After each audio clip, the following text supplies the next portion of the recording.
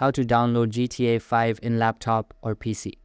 Hey everyone, in this video, I'll show you how to download and install GTA 5 on your laptop or PC. If you find this helpful, please consider liking the video and subscribing for more guides. Let's get started. First, open a web browser and search for Steam. Go to the official Steam website and sign into your account or click Create Account if you don't have one yet. After logging in, go to the Store tab. In the search bar on the top right, type GTA 5. You'll see GTA 5 Enhanced, which is the latest version. Click it. Scroll down and press Add to Cart.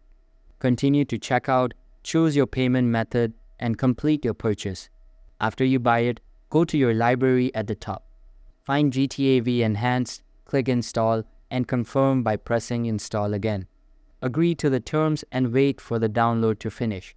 When it's done, the Install button will turn into Play. Click it, and you're ready to start playing. Thanks for watching. Please like and subscribe if this helped you out.